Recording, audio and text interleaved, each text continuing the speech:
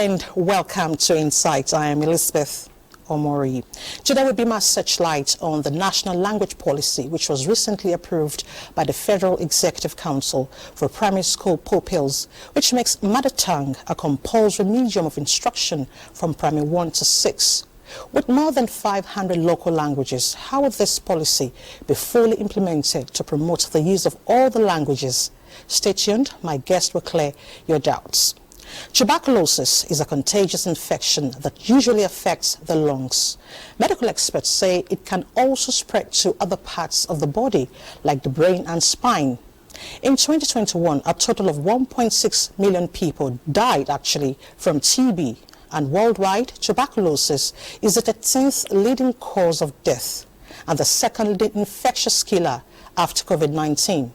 An expert will enlighten us on this health concern as we look at prevention, management and response. These are the germane issues before us today on Insight. Once again, welcome to the program. I'm fascinated with the discourse on national monuments and assets and how much is being done to preserve and look into the language issue. We have turned English to become like a pride value in our own cultural values. National cash transfer is not a COVID-19. Invasion 1897 was a deliberate You know, many of these people coming to the urban areas now. These and applications, there are terms and conditions. That of course, it is the union of two people, a man and a woman coming together. My name is Nnamdi Odipo. And I'm Elizabeth Omori.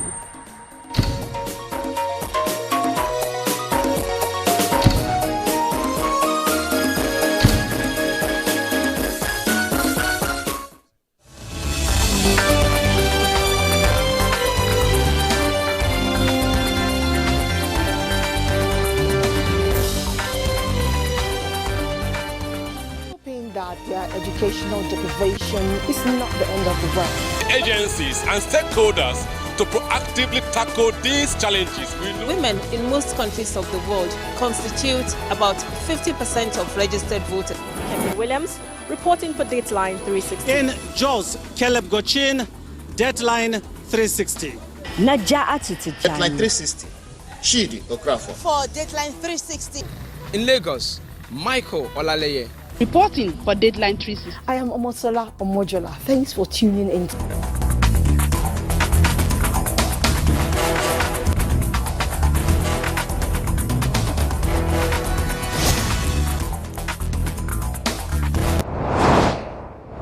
Language policy, which is a deliberate effort to mandate specific language behaviors in particular context, is characterized by many obvious implementation defects.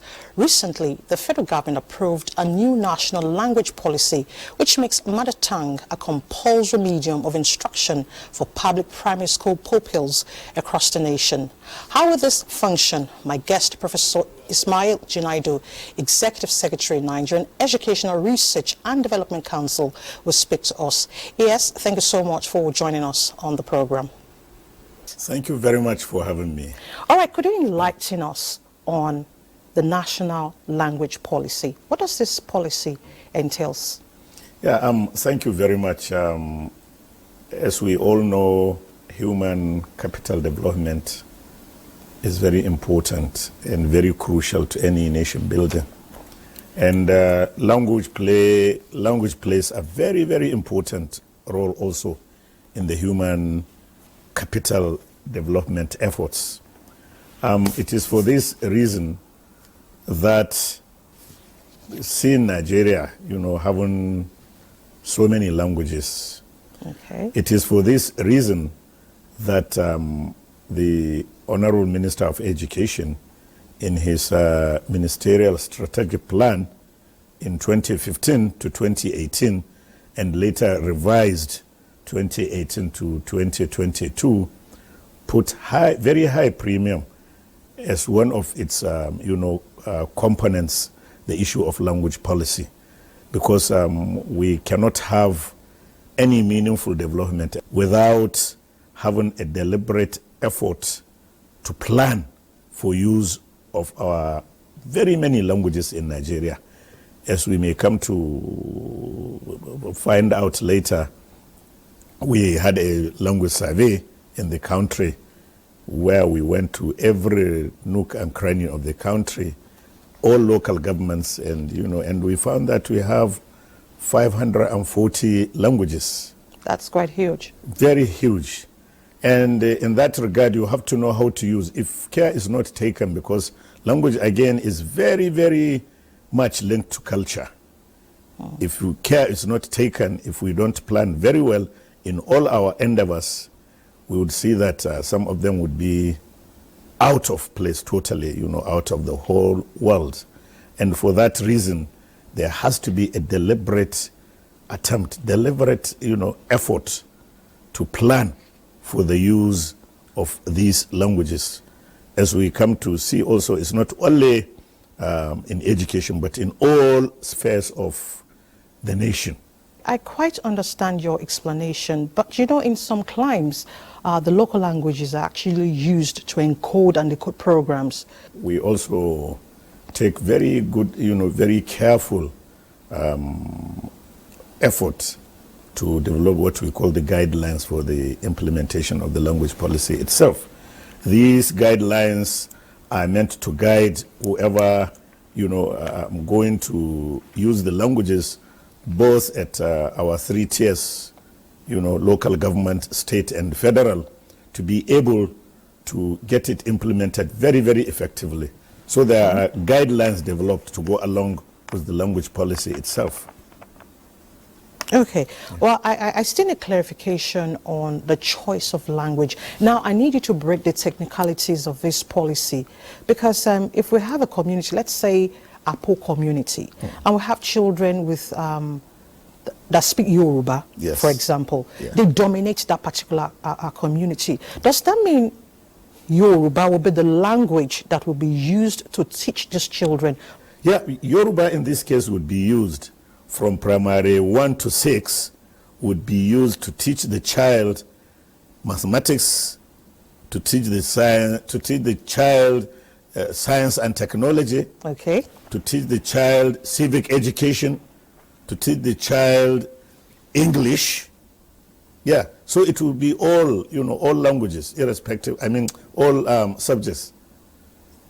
I know maybe what is coming to your mind is, how can we teach mathematics in Yoruba? That is the illusion. That is the kind of thing that we see. Everything, language is capable of teaching whatever, and our languages are capable of teaching mathematics, teaching physics, teaching biology, and what have you. Yes, so there is no big magic about that. Once we get the guideline right when it comes to the implementation. Okay, I quite understand you, but there's an aspect I want you to hit on. Now, for a child that will start school from, let's say, age 6, primary 1, yeah, or age 5, and then to primary 6, around 5 to 6, that should be like 5 years? Yeah, yeah. And then when that child leaves the primary school to the junior secondary school, let's say from JSS 1 to 3, is that child still going to be taught in the local language, JSS 1 to 3? No. Now it will be switched to English. It's different at the junior school. Now it will be switched to English, okay, because the child right from class 1, primary 1, would be taught English. Then as you keep on teaching the child English up to primary 6. By the time the child goes to junior secondary school 1, now the language of instruction would now be English. Okay. But now it's extended to be, 1 to 6, primary 1 to 6. Okay. Yeah. All right. I believe implementing the curriculum is a challenge, would be a challenge. What would the agency be doing in this regard? That is right. That is why we say now the guidelines was, has spelled out this. And we will now make effort to start first even developing the orthographies. Okay. That is the writing system for all the languages. I'm glad to say so far we have developed orthographies for about 60 languages in Nigeria. And we keep on doing that, This is all in preparation to implementing the policy itself. Deliberately, again, there is issue of teacher training. You know, the teachers too have to be trained in this respect. That is why at the NCE level, that is in colleges of education, there is the minimum standard they drive is from the curriculum that we develop for the, teaching of the various subjects. So it is something that would have to be, you get the teachers to be prepared, you get the materials. Luckily for us, many of these Nigerian languages have reading materials, particularly when you take Hausa, Igbo, Yoruba, Efik, Ibibio, and the rest. There are a lot of, reading materials and instructional materials. What we need to do is to intensify effort in producing more of these relevant teaching materials to realize the policy, the implementation of the policy. Prof, I strongly believe it is a huge project. Yeah. It is not a project to take lightly, but I believe this will help prevent language extinction. Seriously. That's right. Are there other benefits inherent, in this policy for the Nigerian child? Yeah, the benefit you find, language is tied to culture. By the time you lose your culture, you lose everything.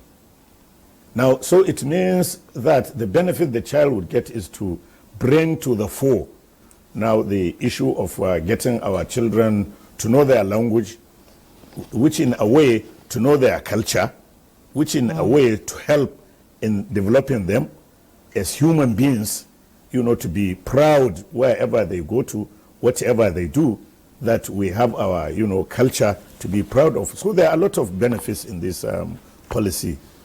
Interesting. Yeah. Well, I strongly agree, and I think keying into this policy would really help, because some parents don't even have the time, don't speak their local languages or dialect to their children. But we have to really think about other stakeholders in the education sector. For example, the local authors. How would this promote local authorship? You see, that is why now the publishers too must be sensitized to follow the dictates of the curriculum, to follow the kind of materials they produce, to be in compliance with our cultural norms, so that now they key in. And there is we also regulate the production of the instructional materials themselves. We have developed guidelines for even the assessment, for the production of whatever instructional materials to the publishers. So it's a kind of exercise that would involve a lot of sensitization and advocacy. And we are ready to just start that. This is just the beginning to have the policy, and we are happy that the Federal Executive Council has already approved this policy. And what it means is now getting seriously on the implementation, so that we see it, implemented to the letter in all aspects of our endeavors in the country. It's not only in education, it covers the media, it covers even now with the aviation. This simple thing that you take is very important. You join any airline now, most of the airlines, is it France airline, is it German, you see they announce in the, in the language before, they use English. The same thing here can be used. I'm glad some of the airlines have started where they announce, make announcement in the local Nigerian languages. Yeah, which is very, it's doable. Mm-hmm. The only thing is to sensitize and appreciate that there is merit, there is added value, there is, very important things to be derived by doing such kind of things. And we have started. Once we intensify our efforts, I'm sure we would get things done. You'll get them done. Yes. Okay, aside promotion of local authorship, there's also another issue, translation. How are we going to address this? You see, there are so many things to be tackled. It's not only development, also graphy. There are what we call meta languages also. There's the issue of the development of the dictionaries, you know, because dictionaries would help a lot when you come to do the translation of some documents or whatever you do. But the most important thing is not only to be translating, but to be creative in the language itself.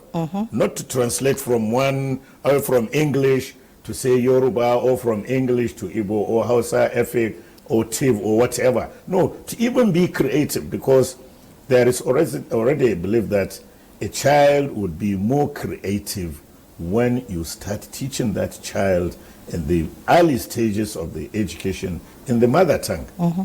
So that kind of thing, you know, we are not only going for translation, but at the initial stage, of course, there is need for you to do that. But we want this thing to be original in the languages themselves, not necessarily translation. Of course, translation would help a lot at the initial stage, you know, of whatever language you are going to use in the educational system. All right. Prof, while analyzing the national language policy, we found out that it is only applicable to public schools. Why are private schools exempted? This is another area that I think we have to be very serious on. When you develop a policy, it's not only for the public school, it's for every Nigerian child. Okay. Now, this is where we have problem. It is the responsibility of each state government to see that whatever policy is existing is complied with, both public and private. Private schools are not exempted in, implementing government policies. That is why you find that even though education, for example, is on concurrent list, you find that there is a forum whereby both the federal and the states meet, you know, what we call the National Council on Education. Yes. Whatever policy is produced, it is tabled and agreed, the decisions are agreed by all the states in Nigeria. Because such kind of forum, you find there are commissioners of education coming with the Honorable Minister of Education chairing, and policies are tabled before such kind of. So it is the responsibility of the states to see that the policy is not only restricted to public schools. No, the policy is meant for every child, whether in public or private. Whether in public or private. That's right. So this is very clear now. Yes. Now they will be taught in the local dialect. Have you had, is there going to be stakeholders engagement? Are you going to be engaging the parents and then teachers? And then do you see a drop in the number of pupils in public schools for now because of this policy? Part of the strategy for the implementation is advocacy and sensitization. And this would involve all critical stakeholders. In this case now, it would be for, policy makers, the parents themselves. You have to do a lot of, getting child to speak English is not education. Okay. Since the colonial, era. Yeah. I could remember, for example, I know I was taught in my primary 1 to 3 in Hausa. Not English just came after, in class, in my senior secondary school, that is that time, primary 5 to 7, because it's 7 years you spend in the primary education. And it was all, we were taught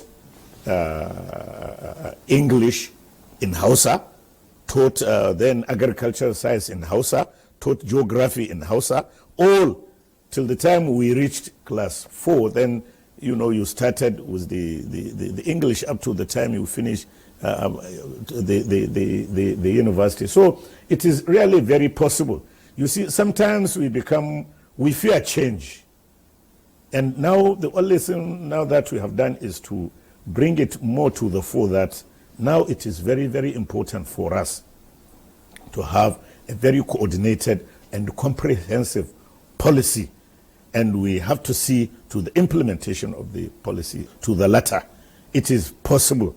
It has been experimented, very, very possible. We always bring the issue of the IFE. There was famous IFE project where, during late Fafunwa, former Minister of Education, and it was done.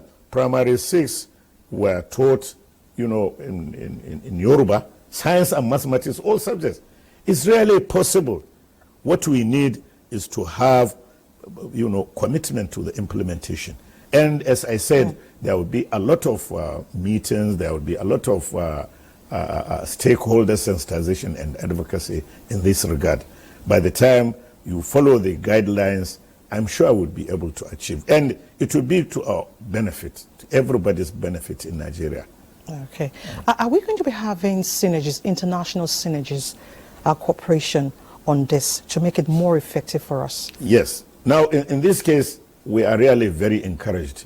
Just last week, we had a visit of the Secretary General of the Organization of Educational Cooperation. This is an international organization by member states comprising, states from Latin America, from Africa, from Asia, and the rest. And we were really encouraged when the Secretary General actually visited. And he was telling us Nigeria is the first now among the member states to bring about this mother tongue education. And this has given us encouragement because in the end, for the agreement that we have signed, the member states, we would have no choice but to encourage and imbibe the provisions of mother tongue education for inclusiveness for the whole south, of the globe. So we are encouraged by that kind of statement, and we became very, very happy to find out that Nigeria is the first among the member states to start talking about this mother tongue education. With this national policy, this national language policy, now we are in the right course. Interesting. Yes. That's a very huge and encouraging step you have taken. Yeah. But Prof, before I let you go, I need you to speak to schools and parents on embracing this policy. Yeah. You see, we would like to encourage and advise parents and teachers to really take this very, very serious. Now, this is even in the wake of what we see now in some of our publications that are going against our culture. As I said, language is tied to culture very, very closely. You see some kind of books now which parents have to be very, very careful. That is why, again, government has made it to assess any book that is going through our educational system. Of course. And my council is charged with that responsibility. We realize that most of these books that are not are not culture compliant, have not even come to our assessment. There is no way we would allow such kind of things, now going on. We have seen in the media, books that are very, very, anti-culture, our own culture, and embracing the language policy, the provisions of the language policy, that is giving importance to our language, which is tied to the culture. Such kind of things will not happen. We are gradually losing our values, and we can't allow these kind of things to happen, to take place, happen, or to continue happening. Parents should shine their eyes on the books they really see. From government part, government is doing all it can to stop such kind of publications that are going on now, and is because of the violation or going against the cultural norms. And this language policy, which is encouraging use of our languages, which are tied down, I keep on saying, to our culture, will stop these kind of things. Stop this kind of things. Yes.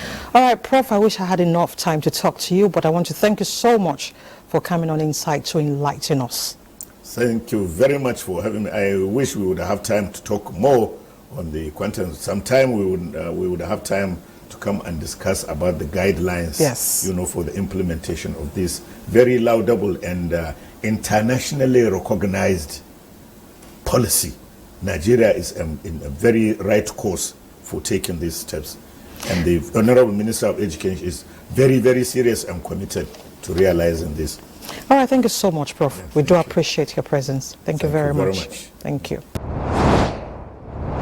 I'm fascinated with the discourse on national monuments and assets and how much is being done to preserve and look into the language issue.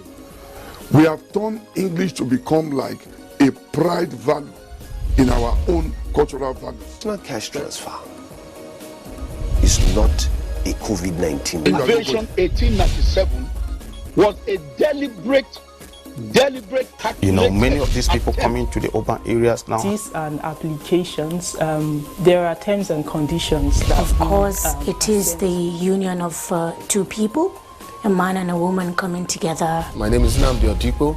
And I'm Elizabeth Omori.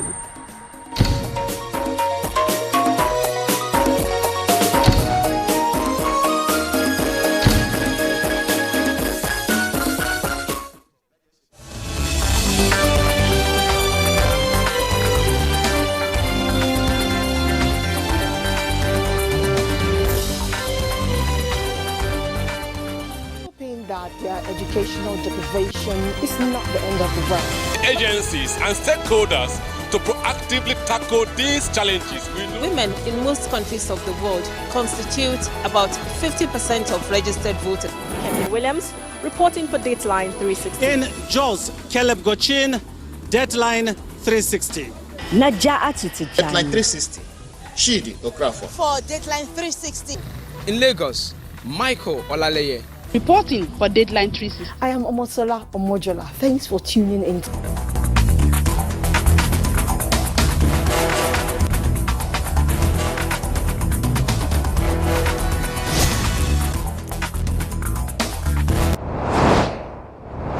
Every year, around 245,000 Nigerians die from tuberculosis. TB accounts for more than 10% of all deaths in Nigeria.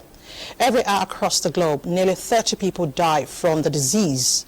Doctors say the risk of developing active TB could increase because of HIV, and nearly 1 in every 4 sufferers is also HIV positive.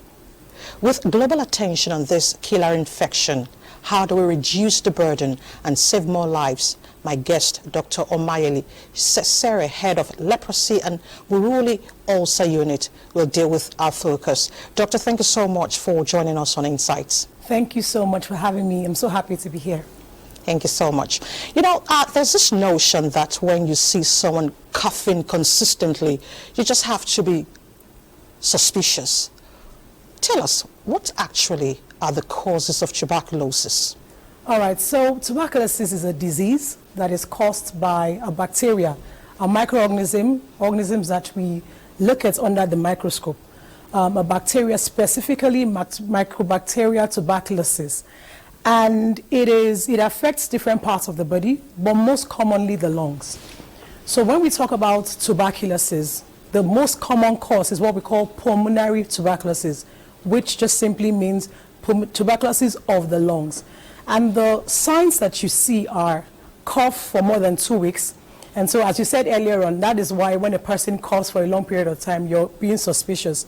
So cough for over 2 weeks, night sweats. So a person sweating at night, uncontrollably at night. We have fever and we have weight loss. So when there is unexplainable weight loss over a certain period of time, we say these are the 4 cardinal signs and symptoms, or symptoms as you have it, of tuberculosis. And when a person has any of these symptoms, we encourage them to get checked for tuberculosis. So those are the 4 symptoms of tuberculosis that we look out for. And we always encourage anyone with those symptoms to please come and get checked for tuberculosis. Yeah, as a medical practitioner, why is the diagnosis and treatment of tuberculosis very difficult? We always try to stress that what we're trying to do with tuberculosis is create awareness and not fear. Because we have a lot of people who are suffering from this disease but refuse to come to get checked for it because of the stigma and discrimination attached to it. So people say once a person has tuberculosis, it's a lifelong illness and the person is, condemned for life. I don't want to ever, even marry a person that's ever had tuberculosis. And those are wrong misconceptions about tuberculosis. So stigma and discrimination, because people don't know. Once you understand a thing, then you are able to handle it. People run away from what they don't understand. So tuberculosis is a treatable and curable disease. Okay. What that means is, with effective treatments, the disease will be cured. The disease will be cured, and you will not have it again, except there's reinfection, which is another ball game. But that's not what we're focused on, today. So tuberculosis is treatable and curable, and tuberculosis diagnosis and treatment in Nigeria is free, which a lot of people don't know. So we always try to get a message out across to people that tuberculosis diagnosis and treatment in Nigeria is free of charge. All you need to do is to walk up to a hospital. The staff there have been trained. Once you present with these symptoms, they have been trained to direct you to the right unit, and then you go through some investigations, and then the treatment is given free. So stigma and discrimination is the main reason why people run away from tuberculosis and why we are not finding these cases in the community. So stigma and discrimination, two issues we need to deal with. Right. Now, Choki, still on diagnosis, why is it that when people are diagnosed with HIV, tuberculosis seems to be a major infection? What is the relationship? Could it be the lungs? All right, so thank you so much for that question.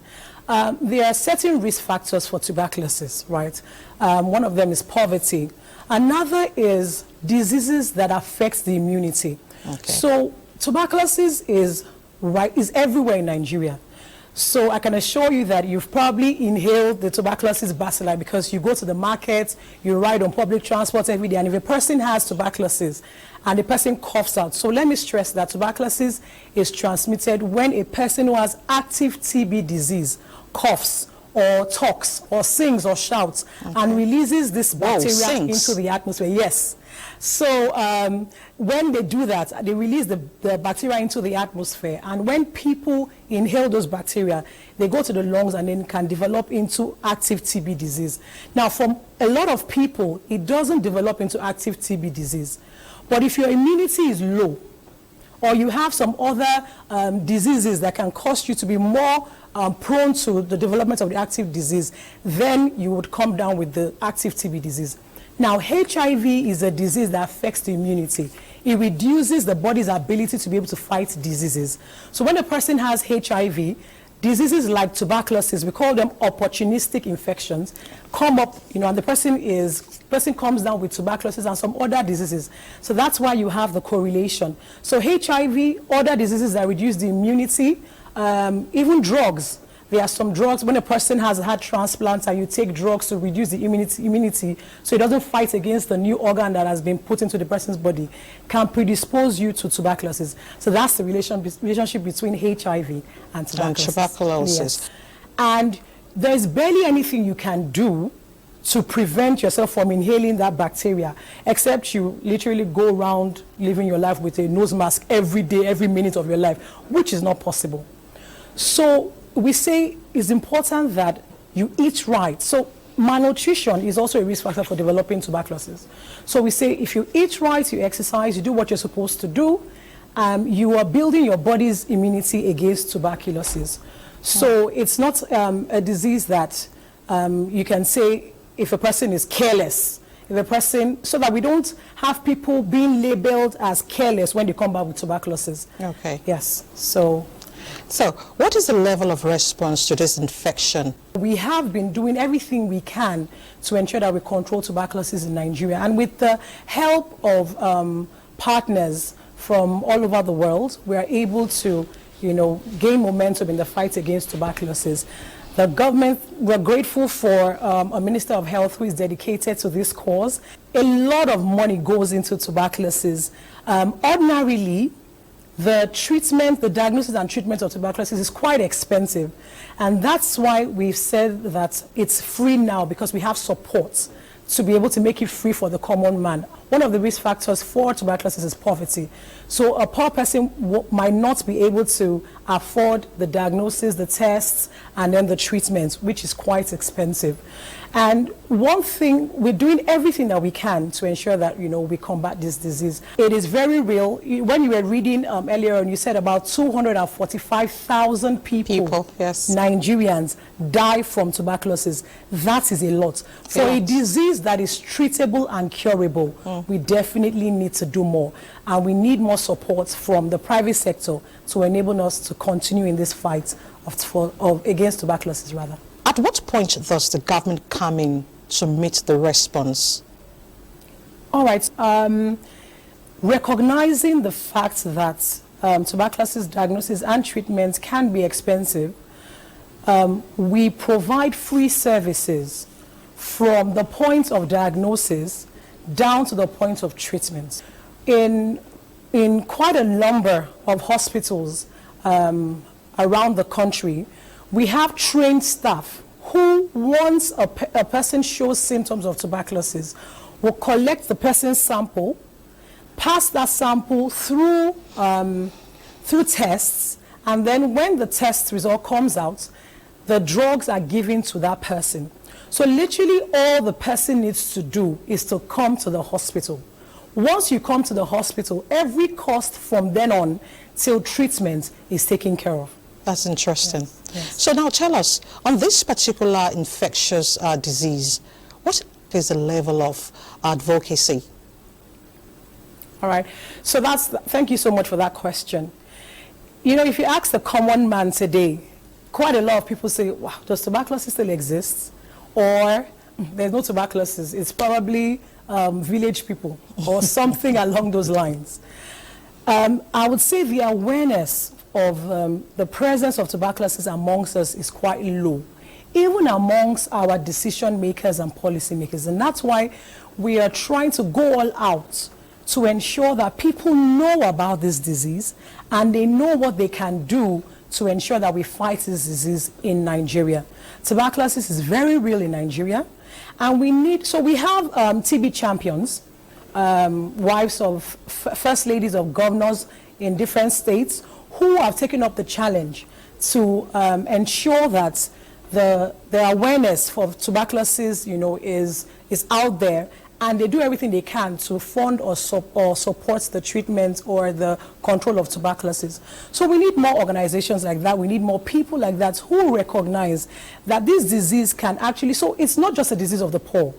It can actually affect anybody who has the risk factors for that disease. And that's why we need all hands to be on deck to ensure that tuberculosis is controlled in Nigeria. Okay, before we talk about ending this epidemic before 2030, some say, oh, this particular infection can be treated traditionally. How true is that? All right. So you don't say because palm oil is red and petrol is red, if a car needs petrol, you give it palm oil. There's bacteria that is causing this disease, and there needs to be antibiotics to fight this particular disease.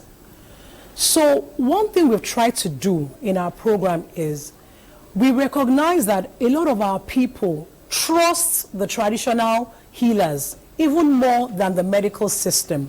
Okay. So we've tried to engage them, because in some communities in our villages, they would not go to the hospital except they first gone to the pharmacy.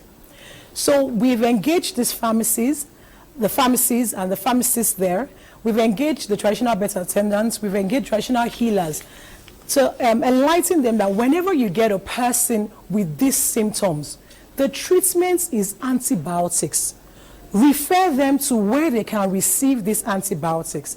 And we've made the process easier. So we've linked these traditional birth attendants to different hospitals where we have services attending to those with tuberculosis.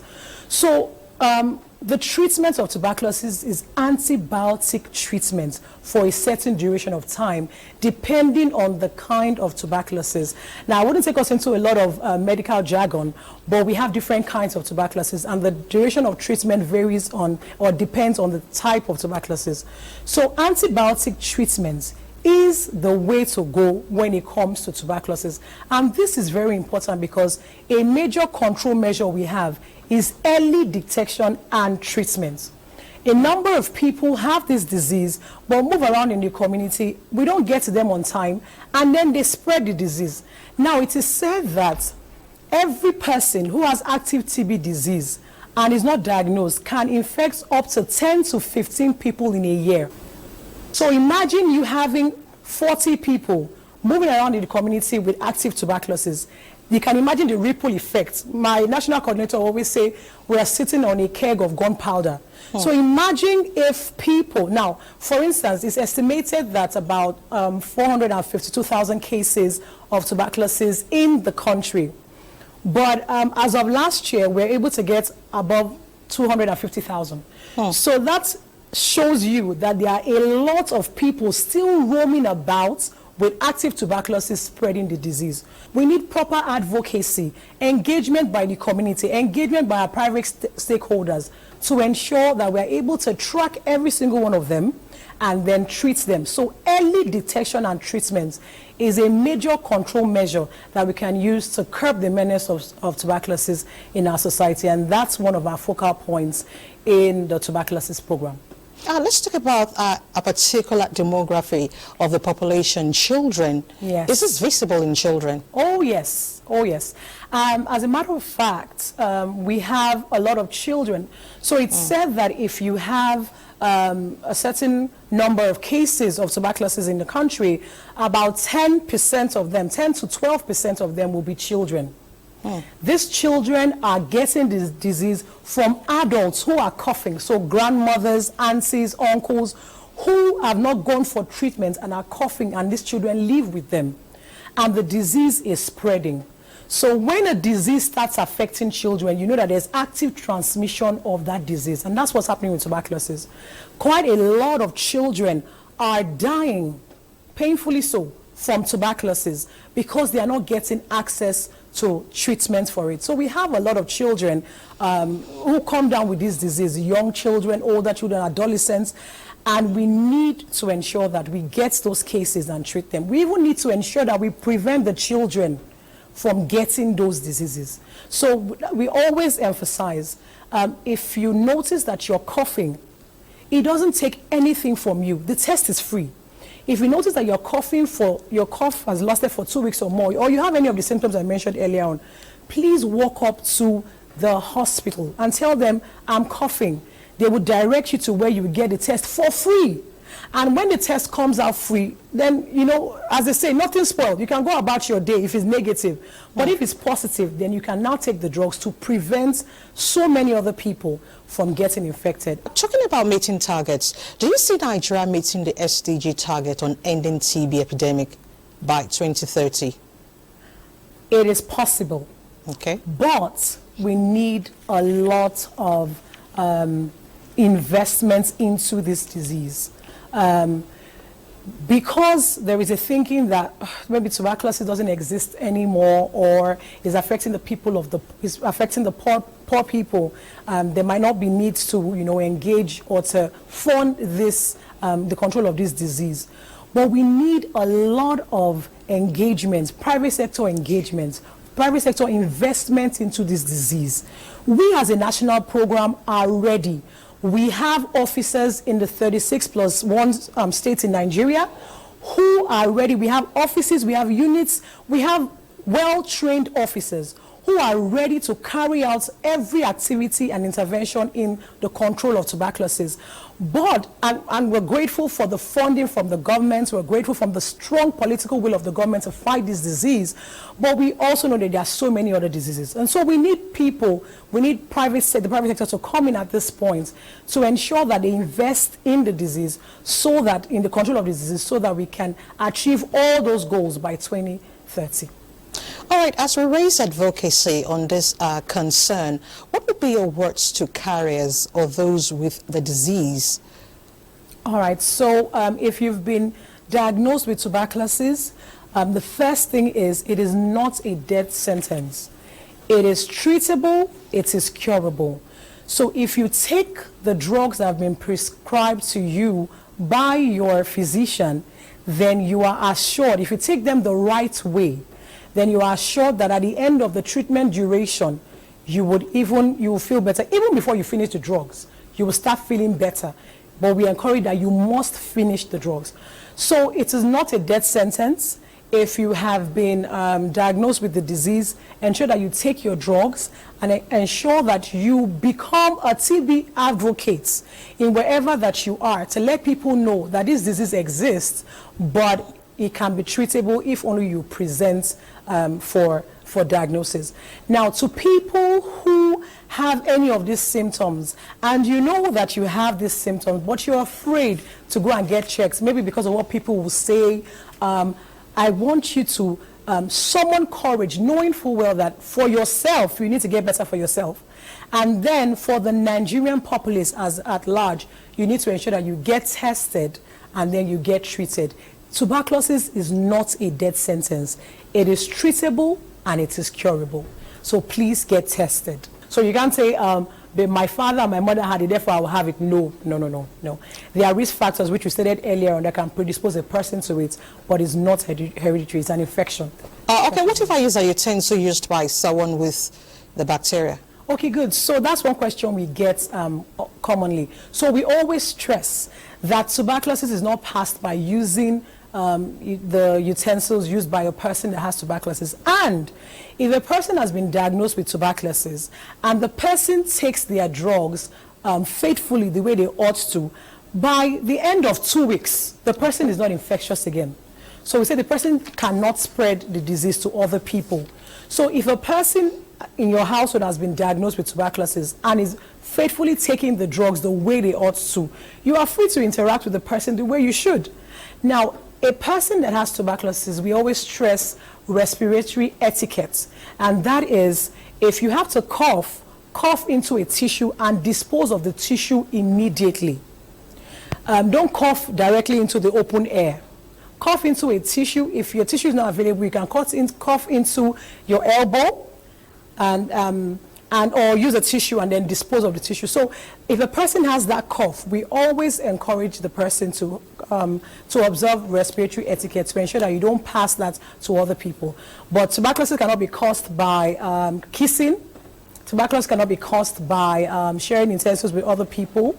So tuberculosis cannot be caused by sexual transmission. Right, so we have had cases, very rare cases where it happens, but it's not a disease we say can be caused by sexual transmission. So if your wife or your husband has been diagnosed with tuberculosis, that's not a time to, shut them out and, run away from them. With the effective treatment, they are fine and they will not pass the disease down to other people in the household. So we should actually treat people with infection with love and concern. With love and care and honor, yes. All right, Dr. Mayeli Sesera, I want to thank you so much for coming on the program to enlighten us. It's really an expose. Thank you so much for your time. Thank you so much for having me. Thank you so much. Thank you very much. I'm fascinated with the discourse on national monuments and assets and how much is being done to preserve and look into the language issue. We have turned English to become like a pride value in our own cultural values. It's not cash transfer. It's not a COVID-19. Invasion 1897 was a deliberate many of these people coming to the urban areas now. And applications, there are terms and conditions that of course it is the union of two people, a man and a woman coming together. My name is Nnamdi Odikpo. And I'm Elizabeth Omori.